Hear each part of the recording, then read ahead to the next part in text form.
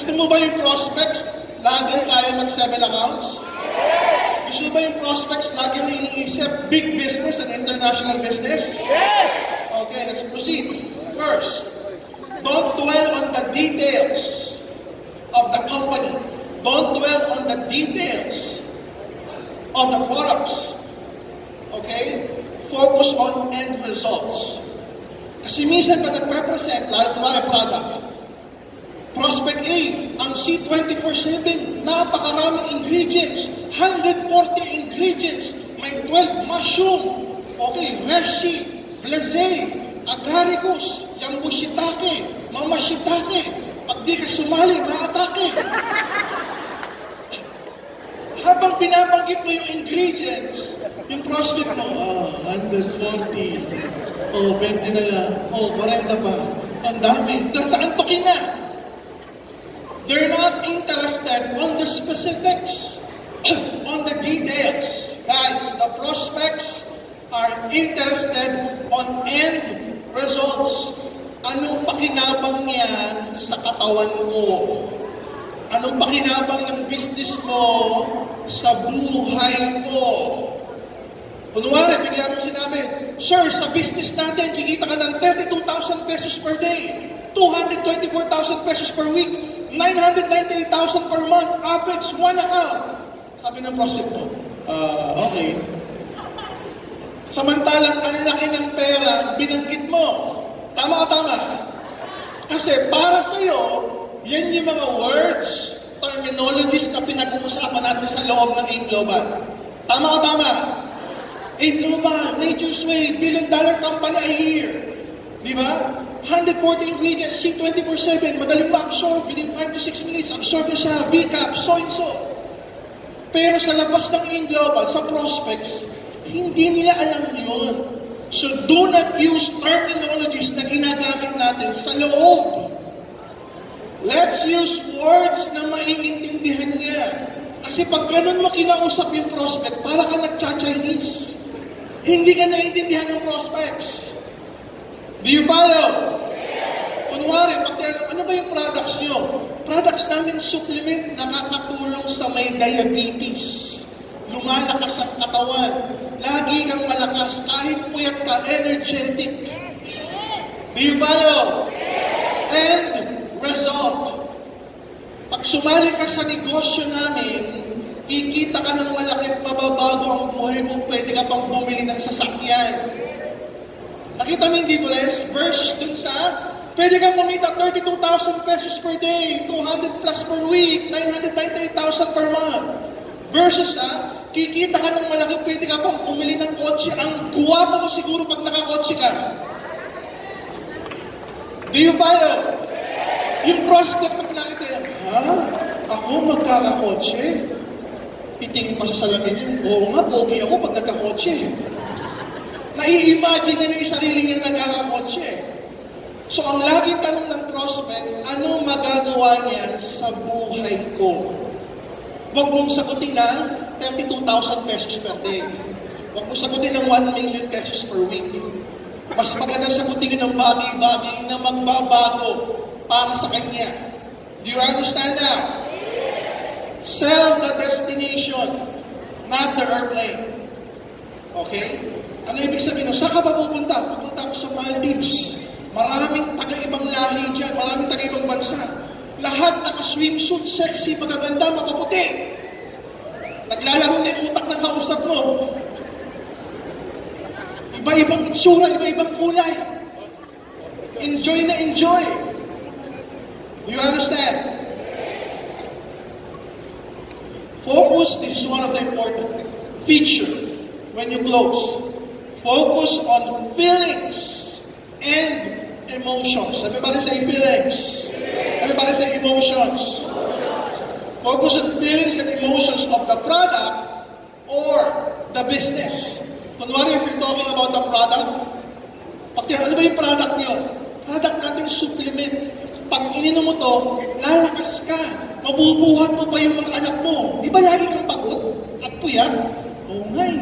Hindi ko na nga, pagdating ko sa bahay, tulog kagad ako eh. Talaga, pag ininom ko, lalakas ako, mapaglaro pa ako sa mga anak. Yes! So yung effect, yung effect na may mararamdaman siya. Okay, you focus on that. Sa business side, you need to be specific and relevant. Ano ibig sabihin nun? Ano yung magagawa niyang business para sa akin? Kung ano meron ako ngayon. Kunwari, your prospect. Yung prospect mo, executive. Okay, nagtatrabaho sa isang malaking kumpanya. Vice President. Alam mo, malaki sweldo. Di kotse, kaya lang pressure. Kinakailangan magtrabaho hanggang madaling araw. Kinakailangan walang pahinga, walang bakasyon. Dire-diretso. High-pressured executive. Okay? Paano mo siya i-close? Pag na-present mo na yung product, saka yung business, sabihin mo, you know what? Maganda sa business natin. Pag kumita ka ng malaki, marami ka ng oras para sa pamilya mo, magiging masaya at mag-enjoy ka na, makapagbabakasyon ka pa sa iba't ibang lugar, kasama yung pamilya mo. Do you understand? Kung ano yung hindi niya nararamdaman at malungkot siya doon, pasisiyahin mo siya sa resulta kapag ina-offer mo yung business mo. You become relevant to his issues. How do you do that? Ayan, paint a vivid picture in their imagination ng gusto nila. Do you follow? Paint a vivid picture of the things that they want in their minds. Okay? If you can customize it and personalize it, mas maganda. How do you personalize it? Siyempre, kailangan kilala mo sila, sasabihin mo sa kanila. Kunwari, pangalan nila, Ronel. Alam mo, Ronel, alam ko, negosyante ka. Pero sa traditional business, wala kang oras. The good thing with AIM Global, you will have lots of time for your families, for your hobbies, makapag-enjoy ka, kasama pamilya mo, makapagta-travel pa kayo ng libre. So pag nai-imagine nyo, sa traditional business ko, ako nagbubukas, ako nagsasara. Lagi ako nakabantay sa mga empleyado. Pero with AIM, because of our leverage system, you can attain financial freedom and time freedom. Tama ka, tama? Customize it to their issues. Kaya kinakailangan, alam mo yung prospects mo. Hindi pwedeng yung ginamit mo pang closing dito, gagamitin mo pang closing dito, gagamitin mo pang closing sa kanya, pang closing din sa kanya. Eh, iba-iba ang issues na mga yan. Tama ka, tama? So you need to customize and personalize it. Eto, this is the script. Lalo na ngayon. Lalo na ngayon, na bakasyon, maraming party, maraming reunion, magbabarkada noon, magkikita-kita, pag tinanong, ano ginagawa mo? What do you do? What keeps you busy? Paano ka sasagot? Nag-network ako. Nagpo-food supplement ako. May online business ako. How do you answer that will pick their interest? Capture their interest, and they might probably join you with a high percentage. Huwag kang sasagot ng generic. Pag sumagot ka, specific, kaya nga kanina sabi ko, customize, personalize. Ano ibig sabihin? I help blank to blank so that they can blank. Sabi, ano ginagawa mo? Tumutulong ako sa mga blah blah blah para maging blah blah blah para maging blah blah blah. How do you do that? I help people earn a lot so that they can be rich. Those are generic. Do you follow? Wag kang sasagot ng generic. Kunwari, ang nagtanong sa'yo, estudyante. Sir, ma'am, ano ba ginagawa niyo? Well, I help students. Students yan. So, customize ka agad, specific. Tama o tama? Kasi pag sinabi mo, I help people, no, lahat ng tao na naman yan. Parang hindi siya masyadong makarelate. Pero kung siya alam mo estudyante, pag sinabi mo, I help students, uy, ako yun ah. Estudyante ako ah. Immediately, they could relate. It will pick their interest. Do you follow? So tuloy natin, I help students to earn while they're studying and help their parents in earning. Specific, estudyante, kikita ng malaki, makakatulong sa mga magulang. Maganda o napakaganda? Ano mararamdaman ng estudyante? Masaya, malungkot? you focus on their feelings. You focus on their emotions. And pag uwi mo, bago ka matulog, you name 10 occupations. Teacher, engineer, doctor, dentista, okay, bumbero, politiko, ano pa? Estudyante, out of school yun, ano pa? Mag-name ka ng 10 occupation, ipasok mo dyan, mag-practice ka. Kunwari, kausap mo, teachers.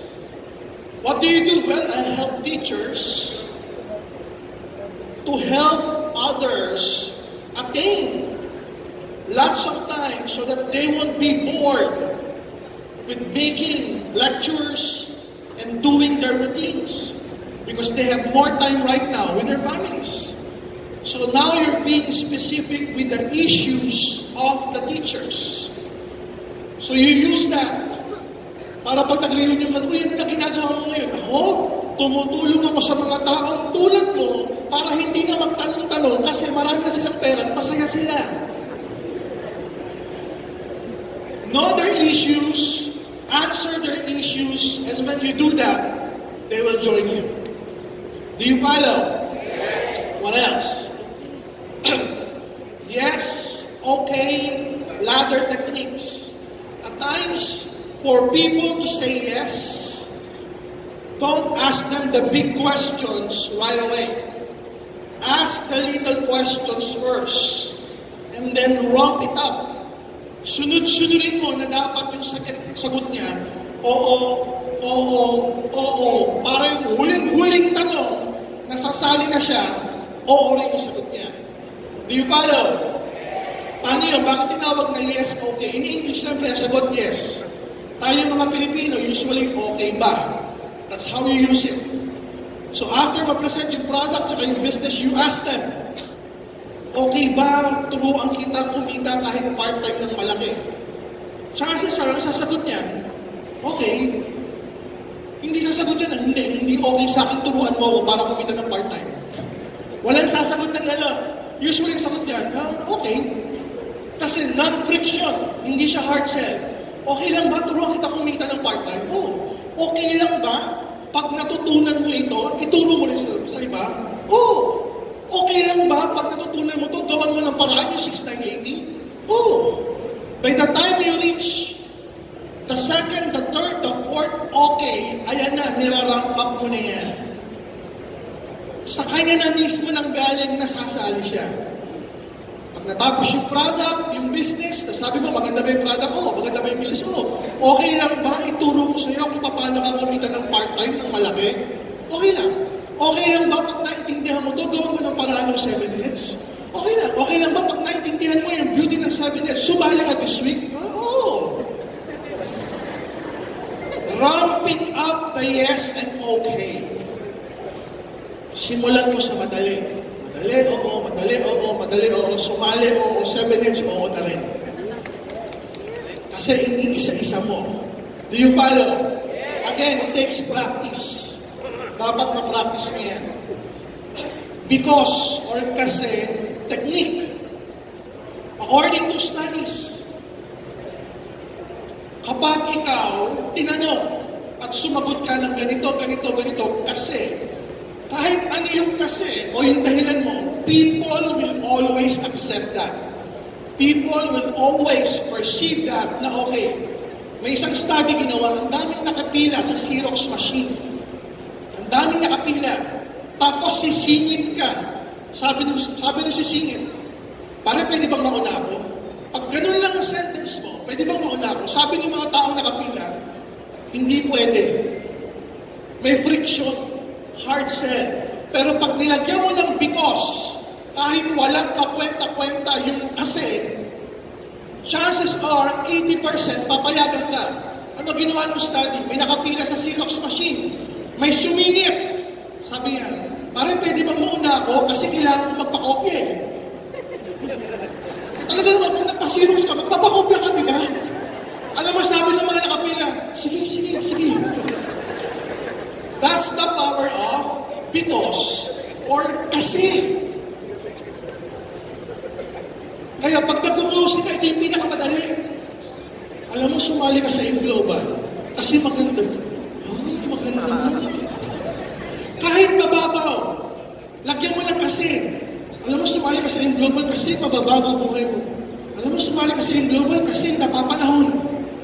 Alam mo, sumali ka sa global kasi December. Ano ngayon? Wala, December. Pero dahil ginamit mo yung kasi, mas effective yun kaysa sabihin mo, alam mo, sumali ka sa global. Tapos, mas effective ito, alam mo, sumali ka sa global kasi pag sumali ka ngayon. Talaga? Oo, pag sumali ka ngayon, nakasali ka na ngayon kasi ganun yun eh.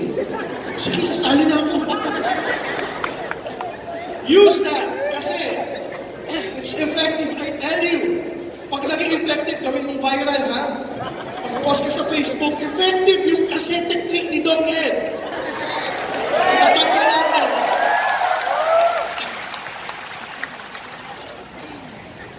Extreme words. Biggest, boldest, largest, healthiest, newest, most innovative. Ayan. Lahat ng most, tsaka yes. Pag bumalik ka partner ng C24/7 at ininom mo, ito na yung pinaka-healthy na maiinom mo sa buong buhay mo. You're not lying. Totoo naman, pag ininom niya yun yung pinaka-healthy na nainom niya. Bakit ano ba iniinom niya? Kanin, ulam. Araw-araw. O di pa kumilin ng C24/7, yun talaga yung pinaka-healthy. Tama. Use extreme words. Okay? Marami yan.